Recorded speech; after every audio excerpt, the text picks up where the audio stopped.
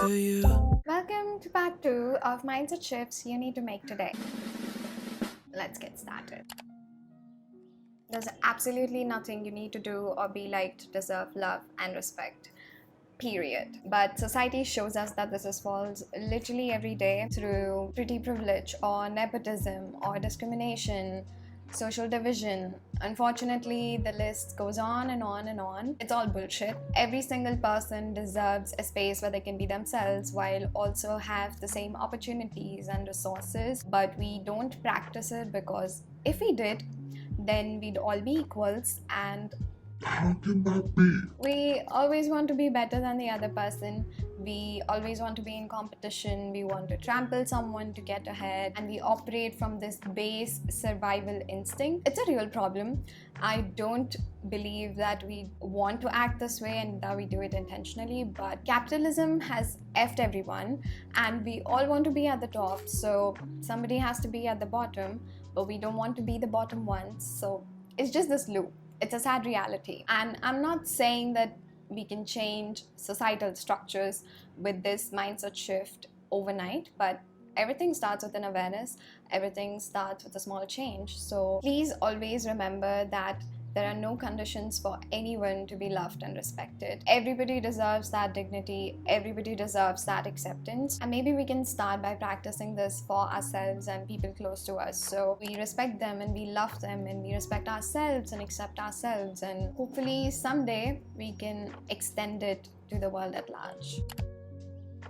Polarized thinking, also known as black and white thinking, is when we engage in the thought process which works at extremes. So maybe saying or thinking things like someone is good or someone is bad, my life is perfect or my life is unchangeable, he's right, I'm always wrong, stuff like that. Of course, we are much more complex than what these words can describe, and on most days we fall somewhere in the middle of these extremes. For example, we are not completely bad people, but at the same time, we are also not completely good people. We probably hurt people who loved us, we made mistakes and we keep repeating those mistakes, but also we supported someone at their lowest, or we rescued a stray animal, sometimes in the same day, or your partner loves you so much, but they said something that upset you incredibly. This is just how life is. This is how humans are. We're so nuanced, we're so complex. So when all or nothing mindset takes away so much from us, it can sabotage our relationships because you have this idea of a perfect friend, or it could lead to excess worry about the future because you just think that you cannot get life right, or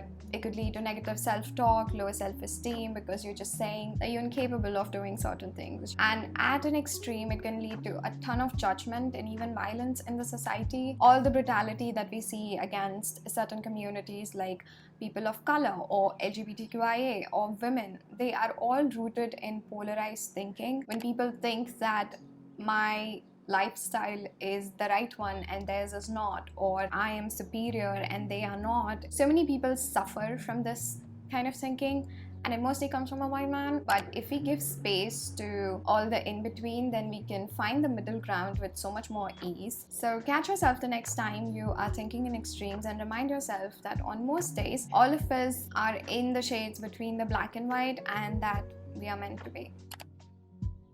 To put it simply, dream freaking big, okay?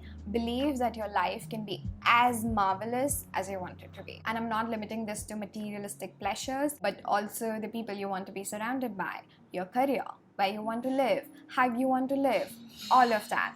Like, don't ever compromise on that dream, on that vision. You don't have to, because it does not matter where you were yesterday or what part of the world you come from or what your parents expect of you, etc., etc. Success is not reserved for a chosen few. There is literally no difference between you and the people who are successful and are living their dream lives. Because if you truly believe in that vision that you have for your life, and if you show up every day, no matter how big or small the effort is, one day it's going to be yours. And maybe right now it feels far-fetched, but if you keep reminding yourself of its possibility, you are going to achieve it. You don't have to manifest that life ASAP. You can work on your skills, you can work on your security, you can work on taking yourself out of the situations that are not aligned with the kind of life you want to live. But always believe in your heart of hearts that the life that will most satisfy you, the experiences that are meant for you, the people you want to love will come find you. Don't let